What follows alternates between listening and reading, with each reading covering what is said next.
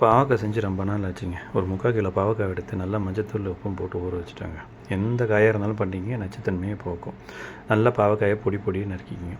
ஒரு 3 medium size பெரிய வெங்காயத்தை எடுத்து நல்லா பொடி பொடியாக கட் பண்ணிக்கிங்க. அப்புறம் இரும்பு வடை சட்டியில் நல்லா மரச்சக்கு நல்லெண்ணெய் ஊற்றி நம்ம கட் பண்ணி வச்சுருந்த 3/4 கிலோ பாவக்காயும் போட்டு பாதி பக்குவத்துக்கு வணக்குங்க.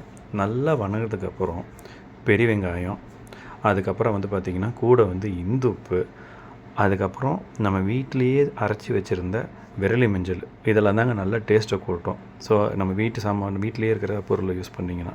அதுக்கப்புறம் நல்லா பாவக்காய் டீப் ஃப்ரை பண்ணுங்கள். எந்த அளவுக்கு நல்லா ஃப்ரை பண்ணுறோமோ அந்தளவு ரொம்ப நல்லதுங்க. அப்புறம் ஒரு மிக்ஸி ஜார் எடுத்து அதில் தேங்காய், வரமிளகா, அப்புறம் ஒரு 5-6 பல் பூண்டு, அப்புறம் பொட்டுக்கடலை, அது கூட ஜீரகம் சேர்த்து நல்லா அரைச்சிக்கிங்க. ரொம்ப நைஸாக அரைக்க வேண்டாங்க. சும்மா வரன்னு தண்ணியெல்லாம் விட வேண்டாங்க. அதெல்லாம் எதுவும் பண்ணிடாதீங்க.